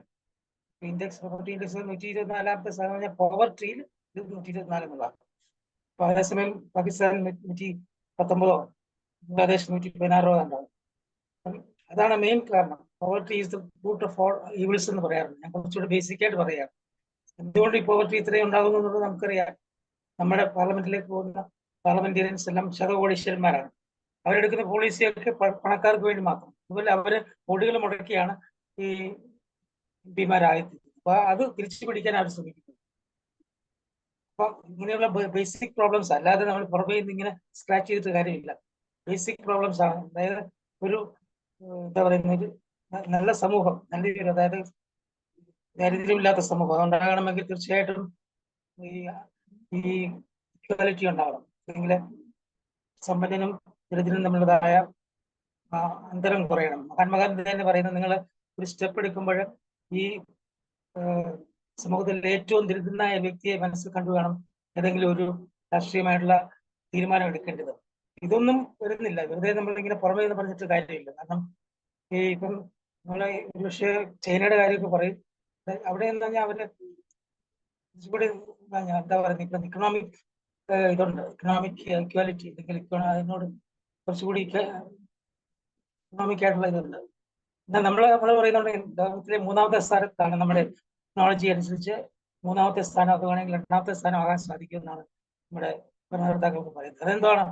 ടെക്നോളജിയിലെ അല്ലെങ്കിൽ സാങ്കേതിക ഇതില് 3ാം സ്ഥാനം എന്നാണ് പറയുന്നത്. ഇതിലൊന്നും വലിയ കാര്യമില്ല. സാധാരണ ജനങ്ങൾക്ക് ഈ പറയുന്നതായിട്ടുള്ള ഗുണങ്ങളൊന്നും ലഭിക്കുന്നില്ല. അതുപോലെ തന്നെ മറ്റൊരു കണക്ക് പറയുന്നുണ്ട്, എനിക്കറിയാം, ദാരിദ്ര്യരേഖ എന്നൊക്കെ പറയുന്നുണ്ട്. ഞാൻ കണ്ടിട്ടില്ല. ദാരിദ്ര്യരേഖയ്ക്ക് നേരത്തെ ഒരു 30-40% ആൾക്കാരുണ്ട്. ഇപ്പൊ പെട്ടെന്ന് 10% ആയെന്ന് പറയുന്നത്. അത് ആ കണക്കിൽ ഞാൻ വിശ്വസിക്കുന്നില്ല. ദാരിദ്ര്യരേഖയ്ക്ക് കീഴെ 10% ഉള്ളൂ എന്ന് ഇപ്പോഴത്തെ ഭരണകർത്താക്കൾ പറയുന്നു. എന്നാൽ അതിന് മുമ്പുള്ള ഭരണകർത്താക്കൾ ഭരിക്കുമ്പോൾ 30-40% ആയിരുന്നു. എങ്ങനെ നേരെ 10 എനിക്കറിയില്ല. അതിനൊക്കെ അഭിവൃദ്ധിയൊന്നും പാവപ്പെട്ടവർക്ക് ഇന്ത്യയിൽ ഉണ്ടായിട്ടില്ല. ഞാൻ രാഷ്ട്രീയം പറയാമെന്ന് വിചാരിക്കരുത്. കുറച്ചുകൂടി ബേസിക് ആയിട്ടുള്ള കാര്യം, നിങ്ങൾ രാഷ്ട്രീയം പറഞ്ഞു, ബേസിക് ആയിട്ടുള്ള കാര്യം പറയുകയാണ്. അപ്പൊ തീർച്ചയായിട്ടും ഇതിന്റെ കാരണം നമ്മുടെ ഈ പറയുന്നതായിട്ടുള്ള ഈ ദാരിദ്ര്യത്തിന്റെയും അല്ലെങ്കിൽ ബേസിക് ആയിട്ടുള്ള ഇക്വാലിറ്റിയുടെയും കാരണം കൊണ്ടാണ്. പിന്നീട് ആരോഗ്യമുള്ള തലമുറ ഉണ്ടാകണമെങ്കിൽ സ്പോർട്സ് ഒക്കെ ആവശ്യമാണ് എന്ന് നമുക്ക് പറയാം. ആരോഗ്യമുള്ള തലമുറയ്ക്ക് നമ്മൾ ചെറുപ്പത്തിൽ we have to catch them young. ഈ ചൈനക്കാരൊക്കെ ചെയ്യുന്നതാണ് ക്യാച്ച് ദം യങ്. ചെറുപ്പത്തിലെ തൊട്ടേ പരിശീലനം കൊടുക്കണം. അല്ലാതെ കതിരെ കൊണ്ട് വളം വെച്ചിട്ട് കാര്യമില്ല. അപ്പം അതൊക്കെ നമ്മൾ സാധാരണ പറയാം. അങ്ങനെയുള്ള കാര്യങ്ങൾ ചെയ്യുന്നില്ല നമ്മള്. തീർച്ചയായിട്ടും നമ്മുടെ നാട്ടിൽ നടക്കുന്നതായിട്ടുള്ള പല കാര്യങ്ങൾ പറയാൻ സമയക്കുറവുകൊണ്ട് ഞാൻ പറയുന്നില്ല. ഓക്കെ, എന്റെ ഒരു പോയിന്റ്, വ്യത്യസ്തമായ ഒരു പോയിന്റ് പറഞ്ഞു എന്നേ ഉള്ളൂ. Thank you very much.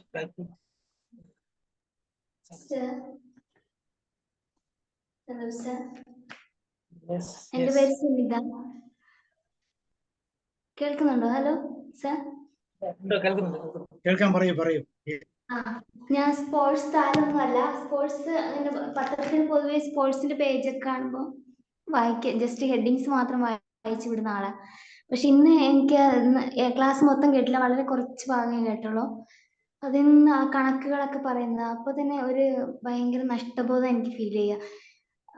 ഇപ്പൊ ഇന്ന് കിട്ടിയ ഈ ക്ലാസ് ചർച്ചകൾ, ഇന്ന് നമ്മൾ ചർച്ച ചെയ്ത ഈ എല്ലാ കാര്യങ്ങളും എല്ലാ സ്കൂളിലെയും സ്പോർട്സ് അധ്യാപകർ മാത്രമല്ല, എല്ലാ അധ്യാപകരും അത് അവയർനെസ് ക്ലാസ് പോലെ കിട്ടിയാൽ കുറച്ചും കൂടെ നല്ല കൂടുതൽ മെഡലുകൾ നേടാൻ പറ്റും. ആ രീതിയിലേക്ക് കുട്ടികൾക്ക് വേണ്ട ട്രെയിനിങ്ങും എല്ലാം കിട്ടും എന്നാണ്. അതുപോലെ രാഷ്ട്രീയ നേതാക്കൾക്കൊക്കെ ഇതുപോലത്തെ അവയർനെസ് ക്ലാസ്സുകൾ നമുക്ക് നഷ്ടബോധം 40 ഒളിമ്പിക്സ് തുടങ്ങിയ അന്ന് മുതൽ ഇത്രയും നാളായിട്ട് ആകെ 40 മെഡലേ കിട്ടിയിട്ടുള്ളൂ.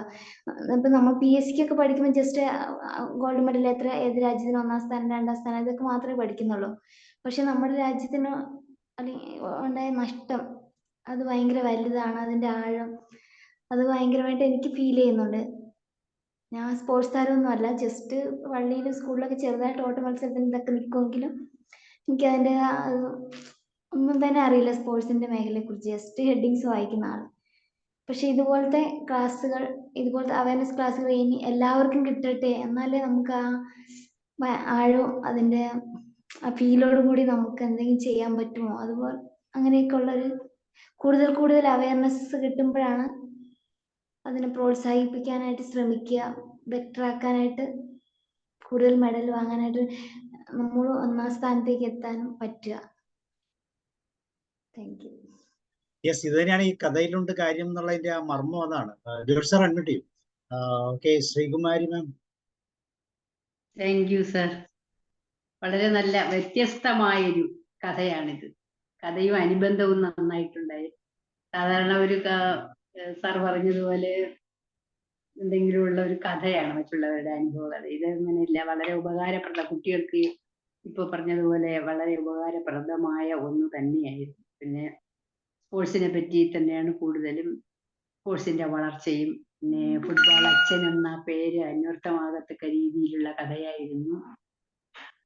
കാനഡയിലും ഇന്ത്യയിലാകെ 40 മെഡലാണ് കിട്ടിയെന്നുള്ള നമുക്ക് ഒരു പുതിയ അറിവ് നമുക്ക് ലഭിച്ചു. അങ്ങനെ തികച്ചും നല്ലൊരു കഥ, ചെറുതാണെങ്കിലും വളരെ അട്രാക്റ്റീവായി ഉപകാരപ്രദമായി. താങ്ക് യു സാറേ. നമസ്കാരം. രമാവതി മാം. ജോഷ് സാറിന്റെ കഥ എപ്പോഴും പറയേണ്ട ആവശ്യമില്ല, എപ്പോഴും എനിക്കിഷ്ടമാണ്. അതില് കഥയും അതിലിഷ്ടമായി എനിക്ക് അതിന്റെ അനുബന്ധം. ആ അനുബന്ധം ഗ്രൂപ്പിലിടാണെങ്കിൽ എല്ലാവർക്കും ഒരു അറിവായിരുന്നു അത്. കാരണം സാർ അത് അത്രയും കാര്യമായിട്ടാണ് അത് ചെയ്തിരിക്കുന്നത്. പിന്നെ ഈ പണ്ടെല്ലാം ഈ വയലില് അല്ലെ, നമ്മളിവിടെ കണ്ടെന്ന് പറയും, കൃഷി ചെയ്യുന്ന വയലിലാണ് കുട്ടികൾ പന്ത് കളിക്കുക. കൃഷി കഴിഞ്ഞിട്ടാകുമ്പോൾ പന്ത് കളിക്കാൻ വൈകുന്നേരം അങ്ങനെ പോകും. അപ്പം ഇവിടെ നമ്മുടെ കുമാരേട്ടൻ പണ്ട് ജോലി ഉണ്ടാകുമ്പോ വൈകുന്നേരം എല്ലാവരും സ്പോർട്സിന് തയ്യാറെടുപ്പിക്കുന്ന മാതിരി കുറെ കുട്ടികളെ ഓടിക്കലും അങ്ങനെയെല്ലാം ഉള്ള ഒരു ഇതുണ്ട്. അപ്പൊ ഇപ്പോഴും കുട്ടികൾ പറയും നമ്മളെ സ്പോർട്സിൽ താല്പര്യം എടുത്തിട്ട് ഇങ്ങനെ ചെയ്യിക്കാറുണ്ട് എന്നൊക്കെ. അപ്പൊ അത് കേൾക്കുമ്പോൾ നമുക്കൊരു സന്തോഷം തോന്നും. അതുകൊണ്ട് തന്നെ ഇപ്പം മോനും സ്പോർട്സിൽ തന്നെ ആയിരുന്നു താല്പര്യം. അതുകൊണ്ട് എല്ലാത്തിലും ഉണ്ടായിരുന്നു, ചാമ്പ്യൻ ആയിരുന്നു. മറ്റേ ഇതില് ഡിഗ്രി, മറ്റേ ഇത് SS ഹൈസ്കൂളിലും +2 സാറിന്റെ കഥയില് ആ മനുഷ്യൻ ഇങ്ങനെ വന്നിട്ടാകുമ്പോ കുട്ടികൾ തെറ്റിദ്ധരിച്ചല്ല അത്. അങ്ങനെ തെറ്റിദ്ധരിച്ചിട്ടും അയാളുടെ ഉള്ളില് ഈ സ്പോർട്സിന്റെ ഒരു വലിയ സംഭവം ഉള്ളതുകൊണ്ടാണ് ഇങ്ങനെ വന്നിട്ട് കുട്ടികളെ വിളിക്കുമ്പോൾ ചില കുട്ടികൾ വിചാരിക്കും അയ്യോ നമ്മളെ വഴക്ക് പറയാനൊക്കെ വിളിക്കുന്നത്. അല്ല, ഞാൻ പന്ത് വാങ്ങിത്തരാം. കാരണം ഇയാളൊരു ധനാഢ്യനായെന്നാണ്. ധനാഢ്യനാകുമ്പോ ആ കടയിൽ, അതിപ്പം നമുക്ക് ആ കഥ സാറ് വായിക്കുമ്പോ തന്നെ ആ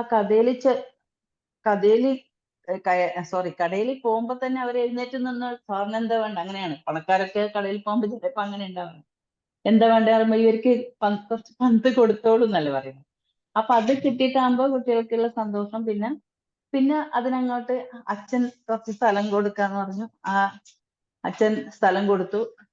സ്ഥലം കൊടുത്തിട്ട് അവിടെ പന്ത് കളിക്കാൻ തുടങ്ങി. പിന്നെ അതിൻ്റെതായിട്ട് അവിടെ ക്യാരം ബോർഡ് കളിക്കാൻ തുടങ്ങി. എല്ലാ സ്പോർട്സിന്റെ ഐറ്റം അവിടെ വന്നു. അതിൽ തന്നെ പിന്നെ എന്താ പറയുക, സ്പോർട്സിന് വേണ്ടിയിട്ട് സഹായം ചെയ്യാൻ വേണ്ടിയിട്ടുള്ള ആൾക്കാർ വന്നു.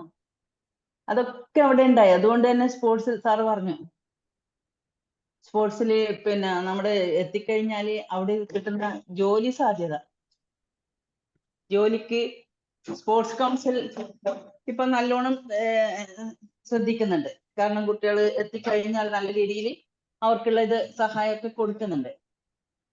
അപ്പം അങ്ങനെയുള്ള ആ കഥയിൽ ഒരു ചെറിയ ഇതിൽ നിന്ന് ഇങ്ങനെ വന്ന് ആ കഥ സാറ് ഇങ്ങനെ എല്ലാ തലത്തിലും എത്തിയിരിക്കുകയാണ് സാറ്. അതാണ് അതിന്റെ പ്രത്യേകത. കാരണം ചെറിയൊരു കഥയാണ് അത്. ആദ്യം തന്നെ പറയുന്നത് ഞാൻ നിങ്ങൾക്കൊരു പന്ത് വാങ്ങിത്തരാം സാറ്, അങ്ങനെയാണ് തുടങ്ങുന്നത് തന്നെ. അപ്പൊ പിന്നെ എല്ലാ തരത്തിലും ഇപ്പൊ സാറുമാര് പറഞ്ഞ പോലെ സ്പോർട്സിൽ ടീച്ചേഴ്സ് മാത്രമല്ല സാറേ, പാരന്റ്സും ശ്രദ്ധിക്കണം. ഈ പറഞ്ഞ പോലെ പഠിത്തം മാത്രം മതി എന്ന് പറയുന്നത്, കഴിവുണ്ടാവും കുട്ടികളെ ഉള്ളിൽ കഴിവുണ്ടാവും, പക്ഷെ അത് പ്രോത്സാഹിപ്പിക്കാൻ പാരന്റ്സും കൂട്ടാക്കാറില്ല ചിലവര്. അതുകൊണ്ട് തന്നെ നല്ല കഥയായിരുന്നു സാറേ. ഞാൻ അധികം ദീർഘിപ്പിക്കുന്നില്ല, സമയം ഇല്ലാത്തതുകൊണ്ട്. Thank you sir, thank you so much. Okay, then Saraswati മാം.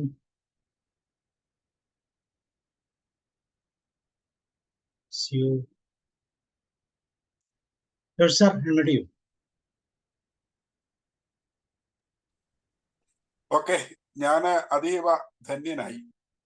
കാരണം വളരെ ചെറിയൊരു കഥ, ഞാനിക്കും അത് എടുത്തപ്പോ തന്നെ എങ്ങനെ ഉണ്ടായിരുന്നു, പെട്ടെന്ന് കഥ തീർന്നു പോകുമല്ലോ. എങ്കിലും കഥ എന്നെ വല്ലാതെ സ്പർശിച്ചതാ.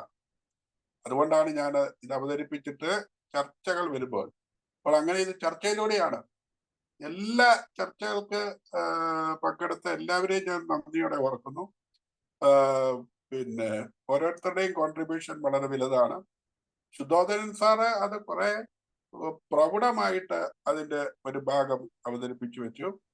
സുനിത എന്ന ആളിൽ നിന്ന് ഉണ്ടായ കുഞ്ഞു വാക്കുകൾ അത് ഇതിന്റെ ലോകം കുറെ കൂടെ വിശാലാക്കി നമ്മളെ എല്ലാവരെയും സ്പർശിച്ചു. ഞാൻ എഴുതിയ എന്റെ വിജയചിന്തയിലെ 1051ാമത്തതാണ് 145 കോടിയുടെ കായിക ശേഷി എന്ന് പറയും. ഞാൻ ഈ 1051 മറ്റേ ദിവസം എഴുതിക്കൊണ്ടിരുന്നതാണ്, ഇപ്പൊ ആഴ്ചയിലൊരിക്കലാണ്. എന്നാൽ എനിക്ക് തോന്നുന്നു ഇന്നാണ് ഇത്രയും പേര് ഇതൊന്നും ആ ഒരു ഇത് ഞാൻ എഴുതിയിട്ട് ആരും തന്നെ പ്രതികരിക്കുകയൊന്നും ചെയ്തില്ല. അപ്പോൾ പിന്നെ ഇത് ഇത്രയും പേര് അത് കേട്ടു അല്ലെങ്കിൽ അതും ചർച്ച ചെയ്തു എന്നുള്ളതും എന്നെ വല്ലാതെ പിന്നെ തരളിതമാക്കിയ സംഗതിയാണ്.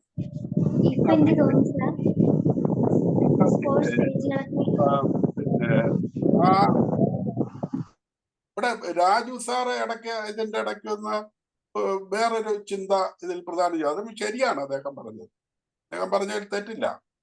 പക്ഷേ എനിക്ക് അതിന് പറയാനുള്ള ഒരു മറുപടി എന്ന് പറയുന്നത്, ദരിദ്രരൊക്കെ ഇവിടെ ഉണ്ടാവും, എക്കാലവും ഉണ്ടാവും. എല്ലാ രാജ്യത്തും ദരിദ്രരുണ്ട്. പിന്നെ പോവർട്ടി ലൈൻ എവിടെ വരയ്ക്കണമെന്നൊക്കെ ഓരോരുത്തരും തീരുമാനിക്കുന്നതിന് കുഴപ്പമൊന്നുമില്ല. പക്ഷെ ആർജവത്വം എന്ന് പറയുന്ന ഒരു സാധനം ഉണ്ടെങ്കിൽ, അതിനാണ് ഞാൻ വളരെ കൃത്യമായ റെമഡി പറഞ്ഞത്. ഇവിടെ വേറൊന്നും ആരുടെ അടുത്ത് പറഞ്ഞില്ല. ഇപ്പൊ യൂസഫ് അലി വിചാരിച്ചാൽ ഒരു സ്പോർട്സ് സൈറ്റും അദ്ദേഹത്തിന് സ്പോൺസർ ചെയ്തുകൂടെ.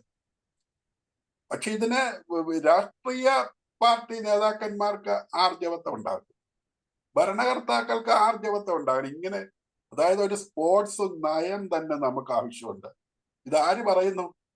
നമുക്കിപ്പോ നമ്മുടെ മുമ്പിലൂടെ കടന്നു വരുന്ന തെരഞ്ഞെടുപ്പിന് വരുന്ന ഭാരവാഹിയോട് അല്ലെങ്കിൽ സ്ഥാനാർത്ഥിയോട് പറയാനുള്ളത്, ചില ആളുകൾക്ക് പറയാനുണ്ട് ഞങ്ങൾക്ക് കക്കൂസ് വേണം, അല്ലെങ്കിൽ ഞങ്ങൾക്ക് ഇതുവരെ ഒരു വഴി വേണം, അല്ലെങ്കിൽ അതൊക്കെ വേണ്ടതല്ലെന്നൊന്നും പറയാൻ പറ്റത്തില്ല. മറിച്ച് ഒരു രാജ്യത്തെ മുന്നിൽ നിർത്തുന്നത്, നമ്മുടെ പ്രധാനമന്ത്രി രാജ്യം ലോകം മുഴുവൻ നടന്ന് പോകുന്ന നമുക്കൊരു സ്വീകാര്യതയുണ്ട്, ചില കാര്യങ്ങളിൽ സ്വീകാര്യതയുണ്ട്. പക്ഷെ ഇതുകൂടെയൊക്കെ ഉണ്ടായിരുന്നെങ്കിലോ ഇത് എത്രയോ യശസ് ഉയർത്തിയത്. നമുക്ക് വേണമെന്ന് വെച്ചാൽ ഈ ആർജവത്വം ഉണ്ടെങ്കിൽ, ഞാൻ അതിന് ഒരു ഭാഗം കൂടെ കൂട്ടിച്ചേർക്കാൻ പോവുകയാണ്. അതായത് ഇപ്പൊ നമ്മുടെ ഇതിൻ്റെ അകത്ത് ഞാൻ ഒരു ആത്മവിമർശനം നടത്താൻ പോവുകയാണ്. സ്വയം വിമർശനവും അല്ലാത്ത വിമർശനവും. ഇതിൻ്റെ അകത്ത് തന്നെ നിങ്ങളിൽ എത്ര പേര് സർക്കാർ ഉദ്യോഗം വഹിച്ച ആളുകളുണ്ട്? വളരെ പ്രത്യേകമായ ഒരു പ്രൊഫഷനിൽ ജോലി ചെയ്ത് സർക്കാരിന്റെ ശമ്പളമൊക്കെ വാങ്ങിച്ച് റിട്ടയർ ചെയ്തവരും അല്ലാത്തവരും. എന്നാൽ തങ്ങൾ ജോലി ചെയ്ത, ഞാൻ അത്ഭുതപ്പെട്ടു പോയിട്ടുണ്ട്. ഇപ്പൊ കൃഷി വകുപ്പിൽ ജോലി ചെയ്ത് റിട്ടയർ ചെയ്ത ഒരാള് എത്രയോ വലിയ ശമ്പളമായിരിക്കാം റിട്ടയർമെന്റ് കാലത്ത് അവർ വാങ്ങിയിട്ടുള്ളത്. എന്നാൽ ഇതും കഴിഞ്ഞ് പുറത്തേക്ക് ഇറങ്ങിക്കഴിഞ്ഞിട്ട് ഒരു കവുങ്ങൻ തൈ പോലും അവർ കുഴിച്ചു വെക്കാറില്ല, അല്ലെങ്കിൽ ഒരു കൃഷിയെയും അവർ പ്രോത്സാഹിപ്പിക്കാറില്ല.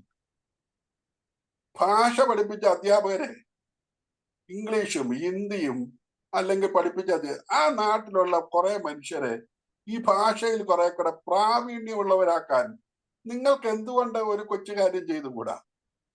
ഇങ്ങനെയുള്ള തോട്ട്സ് ആണ് ആർജവത്വം എന്ന് പറയുന്നത്. നമുക്കിപ്പോ കുറ്റം പറയാം, പിന്നെ നരേന്ദ്രമോദി അത് ചെയ്തില്ല, അല്ല പിണറായി വിജയൻ ഇത് ചെയ്തില്ല, ഉമ്മൻചാണ്ടി അത് ചെയ്തില്ല എന്നൊക്കെ നമുക്ക് വേണമെങ്കിൽ പറയാം. പക്ഷെ നമുക്ക് ചെയ്യാവുന്ന കുറെ കാര്യങ്ങളുണ്ട്. ഞാൻ ഓർക്കുന്നു, ഇവിടെ 2 കഥാപാത്രങ്ങളെ കൂടെ ഞാൻ ദീർഘിപ്പിക്കുന്നില്ല. ദീർഘിപ്പിച്ച് പറഞ്ഞാൽ ഇതിന്റെ ആ സൗമാര്യം എല്ലാം പോകും. ഇതിന്റെ അകത്ത് ഒരു പാത്ര കച്ചവടക്കാരൻ, അയാളാണ് ഡേവിസ്.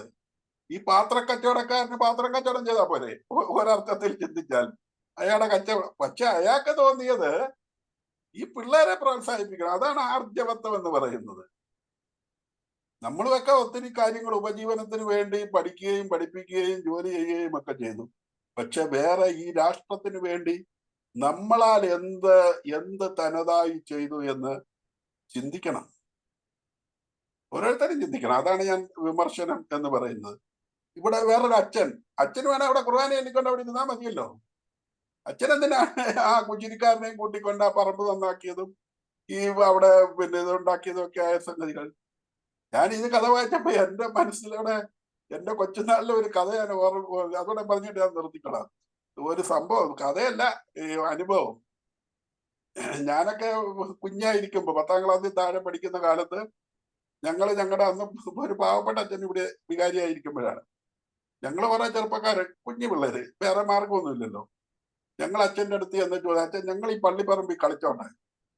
അച്ഛനൊരു ശുദ്ധാത്മാവാ, പുള്ളി പറഞ്ഞ് കളിച്ചോളാൻ പറഞ്ഞു. ചേടാ, പിറ്റേ ആഴ്ച കമ്മിറ്റിക്കാരെല്ലാം കൂടെ സടപടഞ്ഞ് എഴുന്നേറ്റിങ് വന്നില്ലേ. അവര് അച്ഛനെ മുൾമുനയിൽ നിർത്തിയിട്ട് പിറ്റേ കമ്മിറ്റി കൂടിയപ്പോ അവരില് ഒരു മാന്യൻ എഴുന്നേറ്റ് നിന്നോട് പറഞ്ഞാണ്, ഇവന്മാരെല്ലാം കൂടെ ഈ പള്ളി മുറ്റത്ത് കിടന്നുകൊണ്ട് കളിച്ചാലേ മണ്ണ് താന്നു പോവും, മുറ്റം താന്നു പോവും. അച്ഛൻ പാവായിരുന്നു. അച്ഛൻ പറഞ്ഞു, നിങ്ങൾ കളിക്കണ്ടെന്ന് പറഞ്ഞു. എന്ത് ചെയ്യും? ഇങ്ങനെയുള്ള കശ്മലന്മാർ നമ്മുടെ നാട്ടിലുണ്ട്. അപ്പൊ നമ്മൾ വിചാരിച്ചു കഴിഞ്ഞാൽ ആർജവത്വം എന്ന് പറയുന്ന സാധനം ഉണ്ടെങ്കിൽ നമുക്ക് ചെയ്യാവുന്ന കുറെ കാര്യങ്ങളുണ്ട്. ഇവിടെ ഈ എടുത്താൽ എങ്ങനെ ആയാലും ഇന്ത്യയിൽ ഒരു 1000 കോടീശ്വരന്മാരുണ്ട്.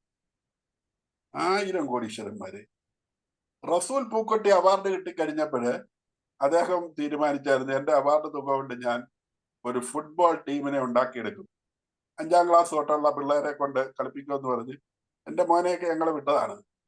അത് തകട ആരാണ്ട് തുരങ്കം വെച്ച് ആ പരിപാടി നടന്നില്ല. കുറച്ച് ആഴ്ചയിലൊക്കെ അദ്ദേഹം തീറ്റയൊക്കെ കൊടുത്ത് പിള്ളേരെയൊക്കെ വിളിച്ച് വരുത്തി കാപ്പിയും ചോറും ഒക്കെ കൊടുത്ത് അവധി ദിവസങ്ങളിൽ പരിശീലിപ്പിച്ചു. മുന്നോട്ട് പോയില്ല. അതാണ് നമുക്കൊരു നയമില്ല. ഇങ്ങനെയുള്ള കാര്യങ്ങൾ ഒരു ഗ്രൗണ്ട് തന്നെ നമുക്കില്ല. ഉള്ള ഗ്രൗണ്ട് വേറെ വല്ല കാര്യങ്ങളും ചെയ്യാമെന്ന് പറഞ്ഞുകൊണ്ടാണ് പിന്നെ ആളുകൾ ചെയ്യുന്നത്.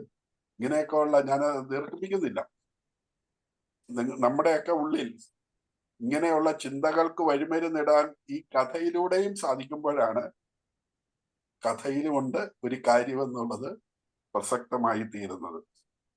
അതുകൊണ്ട് കഥ എഴുതിയ മലയിൽ ഞാൻ ആലപ്പുഴയുള്ള മലയിലാണ് ജോഷി, നമ്മുടെ സിനിമലയിലെ കുടുംബക്കാരാണ്. മലയിൽ നിന്നുള്ള വ്യക്തിയാണല്ലോ. പക്ഷെ അവിടെ അതായത് ആലപ്പുഴ തത്തമ്പള്ളിയിലെ പള്ളി അവിടുത്തെ കാര്യങ്ങളൊക്കെ ഏകദേശം ഇതേ രീതിയിലാണ്. അവിടെ ഗ്രൗണ്ട് ഉണ്ട്, അവരുണ്ടാക്കിയ അച്ഛൻ, അതൊക്കെ എനിക്ക് അറിയാവുന്നത്. വഴിയച്ഛൻ ആലപ്പുഴക്കാരനല്ല. വഴിയച്ഛൻ നമ്മുടെ ഈ കല്ലറ നീണ്ടൂർ അവിടെയുള്ള പുള്ളിക്കാരൻ, കോട്ടയം രൂപതക്കാരനായിരുന്നു. പുള്ളി അവിടെ ആലപ്പുഴ വഴിയുണ്ടാക്കാൻ ശ്രമിച്ചു എന്ന് മാത്രമേ. സെയിന്റ് മൈക്കിൾസ് ചർച്ചിൽ ഇതുപോലെ സംഭവങ്ങൾ നടക്കുന്നുണ്ട്. അച്ഛൻ അല്ല, നമ്മൾക്ക് വിചാരിച്ചാൽ ഇപ്പൊ ഇവിടെ ഇരിക്കുന്ന ആളുകൾക്ക് വലിയ സമ്പന്നന്മാരല്ലെങ്കിലും നമ്മളിൽ ഒരാൾ വിചാരിച്ചാലും ചില കാര്യങ്ങൾ നമുക്ക് ചെയ്യാൻ പറ്റും. എല്ലാമല്ല. ഇപ്പൊ അബു സാറ് ഇപ്പൊ ഇത്രയും ദിവസമായിട്ട് സ്വന്തം കയ്യിൽ നിന്ന് സൂമും പ്ലാറ്റ്ഫോമും എടുത്ത് നമ്മളെ എല്ലാം വിളിച്ചിരുത്തി ഇത് നടത്തുന്നു. ചെയ്തില്ല വല്ലവരും വല്ലതും ചെയ്യാനുണ്ടോ? ചെയ്യാനുണ്ടോ? ചെയ്യുന്നോണ്ട് ചിലപ്പോൾ ചിലർ വല്ലതൊക്കെ പറയുമായിരിക്കും. അയാൾക്ക് വേറെ വല്ല വട്ടാണെന്നോ അല്ലെങ്കിൽ വേറെ എന്തെങ്കിലുമൊക്കെ പറയാമായിരിക്കും. പറയുന്നതിന് കുഴപ്പമൊന്നുമില്ലല്ലോ. നമ്മളാലാവും വിധം ഏതായാലും കുറെ ലക്ഷങ്ങൾ സർക്കാർ ജോലി കിട്ടിയവര് കുറെ ലക്ഷങ്ങൾ ഈ സർക്കാർ ഖജനാവിൽ നിന്ന് വാങ്ങിയിട്ടുണ്ട്.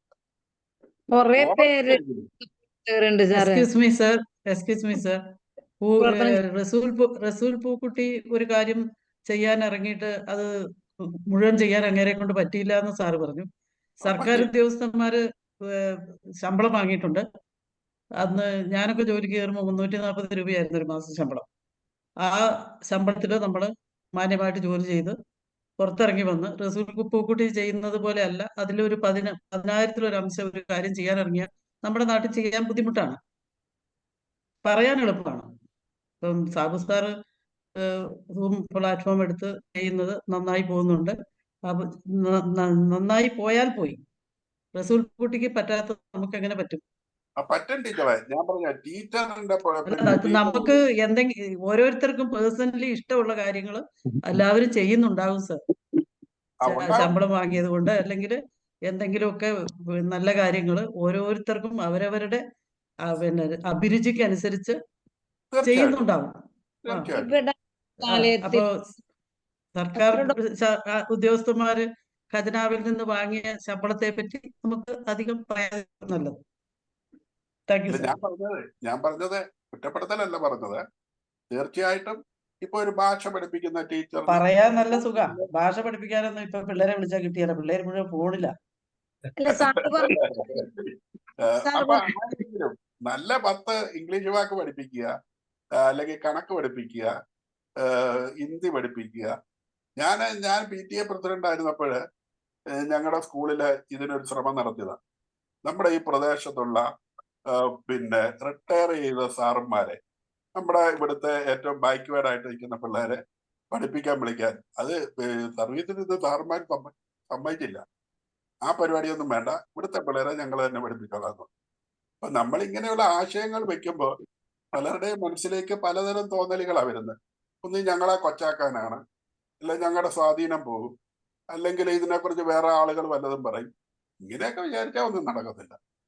അങ്ങനെ എല്ലാവരും ഇല്ലേ സാറേ? എന്റെ സ്കൂളില് കുറെ അധ്യാപകരും തയ്യാറായി. പിന്നെ അവിടത്തെ ഓൾഡ് സ്റ്റുഡൻസ് ഒരു കൊല്ലം മാറി മാറി ടൈം ടേബിൾ ഇട്ട് കൊടുത്ത് ഡിഗ്രി കഴിഞ്ഞ കുട്ടികള്, പിന്നാക്കം നിൽക്കുന്ന കുട്ടികളെ ഒരു കൊല്ലം ഞങ്ങൾ ആവശ്യപ്പെട്ടുള്ളൂ.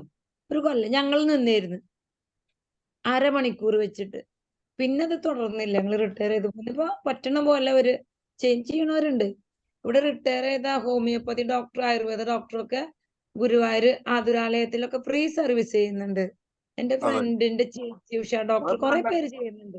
കാരണം നല്ല ഒരുപാട് മുടക്കുണ്ടെങ്കിൽ അവരെ പണി അവർ ചെയ്തുകൊണ്ടിരിക്കുന്നുണ്ട്. ഞങ്ങളൊക്കെ അങ്ങനെ പണി കിട്ടും, ഞങ്ങൾ ചെയ്യും. അങ്ങനെയുണ്ട്. ആരെങ്കിലും ഇനിഷ്യേറ്റീവ് എടുത്താലേ അവരും രംഗത്ത് വരത്തുള്ളൂ. അതേ ഞാൻ ഉദ്ദേശിക്കുള്ളൂ. ഒരു ആത്മബന്ധം ഉണ്ടാവും. ശരിയാണ് സാർ. അത് വളരെ ജോഷി സാറേ, കറക്റ്റുള്ള കാര്യമാണ്. ജോഷി സാറേ. നമുക്ക് കുറച്ച് ക്രിയേറ്റീവ് ആയിട്ടുള്ള അപ്പൊ ജോഷി സാറേ. പറയും സാർ, പറയും. ജോഷി സാറേ, സാറ് പറഞ്ഞല്ലോ പണക്കാര് പണം ഇറക്കിയാലെന്നുള്ളത്. യൂസുഫ് അലി 10 കോടി ഉറുപ്പ്യ ഞങ്ങളെ യൂണിവേഴ്സിറ്റിക്ക് 2 മറ്റേ സ്വിമ്മിംഗ് പൂൾ ഉണ്ടാക്കാൻ കൊടുത്തു. ഒന്ന് പെൺകുട്ടികൾക്കും ഒന്ന് ആൺകുട്ടികൾക്കും. ഇത് 3-4 വർഷമായിട്ടുള്ളൂ. എന്നിട്ട് അവിടെ എന്താ സംഭവിച്ചാൽ ഒരു ദിവസം അവിടെ ഒരു കുട്ടി ആ സ്വിമ്മിംഗ് പൂളിൽ വീണ് എന്തോ പരിക്ക് പറ്റി. അന്ന് പൂട്ടിയിട്ടതാ, ഇന്ന് വരെ തുറന്നിട്ടില്ല. അപ്പൊ ഇതാണ്, ഇത് ഇംപ്ലിമെന്റേഷൻ ലെവലിലാണ് പ്രശ്നം, പൈസ ഇല്ലാത്തതുകൊണ്ടല്ല.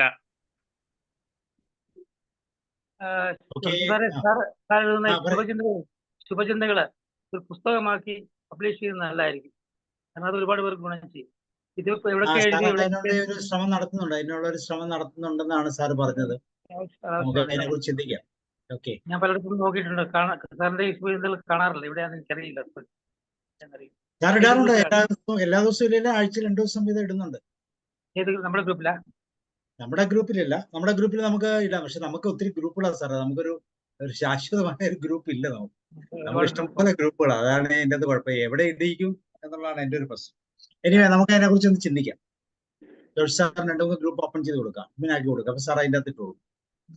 ഓക്കെ, അപ്പൊ ജോഷി സാർ പറഞ്ഞത് വളരെ ക്രിയാത്മക കാര്യമാണ്. കാരണം സർക്കാരിന്റെ ജോലിയും ശമ്പളവും ഒക്കെ മേടിച്ചവരുടെ എന്താ പറയുക, അവരുടെ ഒരു എന്താ അവർക്ക് ചെയ്യാൻ പറ്റുന്ന കുറച്ച് വർക്കുകൾ ഇപ്പോഴും നിലനിൽക്കുന്നുണ്ട്.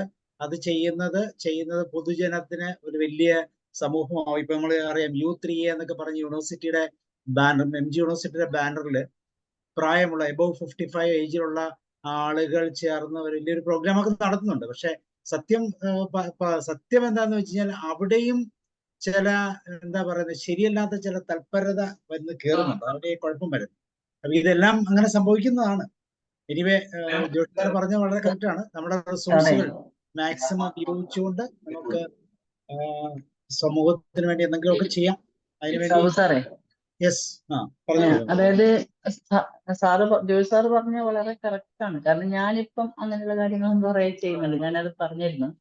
കാരണം പെൻഷൻ ആയതിനു ശേഷമാണ് യോഗ ടീച്ചർ. എന്നിട്ട് സ്പോർട്സ് കൗൺസിൽ ഇപ്രാവശ്യം അവധിക്കാലത്ത് കുറച്ച് കുട്ടികൾക്ക് ഫ്രീ ആയിട്ട് ചെയ്തു കൊടുക്കണം എന്ന് പറഞ്ഞു. 8 വയസ്സ് മുതൽ 18 വയസ്സ് വരെ. അപ്പൊ എനിക്കിവിടെ ഒരു 8 കുട്ടികളെ സംഘടിപ്പിക്കാൻ പറ്റും. ഒരു സ്കൂൾ വെച്ചിട്ട് നടത്തി ഫ്രീ ആയിട്ട്. അതിൽ നിന്ന് 3 കുട്ടികളെ സെലക്ട് ചെയ്ത് ജില്ലാ സ്പോർട്സിൽ മറ്റേതിൽ ചാമ്പ്യൻഷിപ്പിൽ മത്സരിപ്പിച്ചു സാർ. അത് ജയിക്കാനല്ല, അത് ഒരു കൊല്ലം പഠിക്കുന്ന കുട്ടികൾക്ക് ചാമ്പ്യൻഷിപ്പിൽ മത്സരിച്ചേ ജയിക്കുള്ളൂ. അതുകൂടാതെ ട്രാൻസ്ലേഷൻ ഓഫീസർ ആയതുകൊണ്ട് ഇപ്പൊ ക്ലാസ് എടുക്കാൻ പറ്റും. സാറ് പറഞ്ഞ വളരെ കറക്റ്റ് ആണ്. നമ്മൾ ടെൻഷനായതിനു ശേഷം പറ്റാവുന്ന രീതിയിൽ എല്ലാ സഹായം ചെയ്തു കൊടുക്കണം എന്നുള്ളതാണ് എൻ്റെ അഭിപ്രായം. Thank you sir. യെസ്, അത് നമ്മളുടെ ഉത്തരവാദിത്തമാണ്. അങ്ങനെയുള്ള ഒരു പാഷനേറ്റ് ആയിട്ടുള്ള തരത്തിൽ നമുക്ക് എന്തെങ്കിലും റിസോഴ്സുകൾ ചെയ്യാൻ പറ്റുമെങ്കിൽ സാർ പറഞ്ഞ പോലെ ഒത്തിരി മനോഹരമായ ഔട്ട്പുട്ടുകൾ ഉയർന്നു വരട്ടെ. സാർ പറഞ്ഞ വളരെ പ്രാധാന്യമുള്ള. പക്ഷേ ഇത് ആരുടെ അടുത്ത് പറയും, ആരിത് ഇംപ്ലിമെന്റ് ചെയ്യും, ആർക്കാണ് ഇത് മനസ്സിലാകുന്നത്? ഞാൻ പറഞ്ഞില്ലേ, ഇപ്പൊ നമ്മൾ കേരളത്തിന് ഇന്ത്യക്ക് വെളിയിലൊക്കെ പോയി കഴിഞ്ഞാൽ അവിടുത്തെ ടൂറിസത്തിന്റെ ലൈനൊക്കെ ഒന്ന് നോക്കും. പക്ഷെ അത് ഇന്ത്യയിലും കേരളത്തിലേക്കൊക്കെ വരുമ്പോൾ അതൊന്നും ചിന്തിക്കാനോ കാണാനോ ഒന്നും ആർക്കും പറ്റുന്നില്ല. അപ്പം ഇതൊരു വല്ലാത്ത പ്രശ്നമാണ്. കണ്ണുകൾ തുറക്കട്ടെ എന്ന് വിചാരിക്കാം. Okay Josh sir, thank U. വളരെ മനോഹരമായ ഒരു വിഷയം. അതിൻ്റെ അകത്ത് സുനിത നമുക്ക് തന്ന എഫേർട്ടും വളരെ ജോഷ് സാറിന് വളരെ സന്തോഷം നൽകുന്നതാണ്. സുനിത എന്ത് ചെയ്യുന്നു? സുനിത ഞാൻ LD ക്ലർക്കാണ്, എഡ്യൂക്കേഷൻ ഡിപ്പാർട്ട്മെന്റിലെ Kasaragod. I am lucky sir. ഞാൻ ലക്കി, ഭാഗ്യം ചെയ്ത. എനിക്ക് അങ്ങനെ നല്ല ഒരു സന്തോഷം തോന്നി. ഈ ഗ്രൂപ്പിൽ അംഗമാകാൻ ഇങ്ങനെ സംഭവിച്ചതാണ്. I am so happy. Thank you. ഇതുപോലുള്ള ക്ലാസ്സുകളൊക്കെ എടുക്കോ? ഇതുപോലുള്ള ക്ലാസ്സുകളൊക്കെ എടുക്കോ? ക്ലാസ് എടുക്കാറില്ല. ഞാൻ ജസ്റ്റ് LD ക്ലർക്ക് അല്ലേ, ക്ലാസ് ക്ലാസ് എടുക്കാറില്ല. പക്ഷെ നമുക്ക് ക്ലാസ് എടുക്കാം. ഇവിടെ വന്നത് ഏത് ഡിപ്പാർട്ട്മെന്റിലാണ്? LD ക്ലർക്ക് ഏത് ഡിപ്പാർട്ട്മെന്റാ? എഡ്യൂക്കേഷൻ. എഡ്യൂക്കേഷനോ? അതെ. എഡ്യൂക്കേഷൻ. ഓക്കെ. ഞാൻ ഒരു ക്ലർക്കും അല്ല കേട്ടോ. സാറ് ഒരു വണ്ടർഫുൾ ട്രെയിനറാണ്. പക്ഷെ ഇപ്പൊ സാറിന് ശരിക്കും അവിടെയാണ് സാറിന്റെ റിസോഴ്സിന്റെ ഒരു ബുദ്ധിമുട്ടെന്ന് പറയുന്നത്.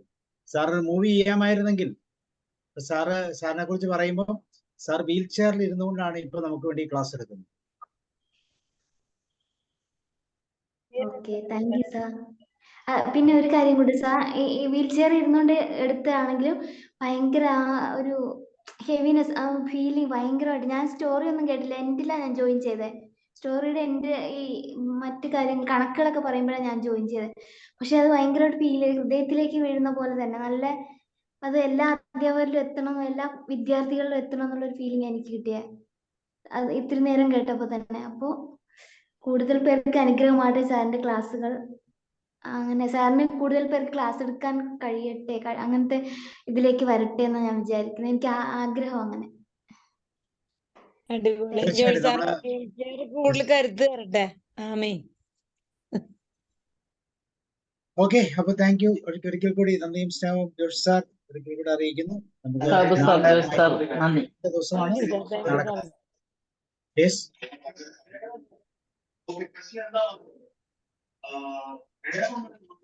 Okay, sir.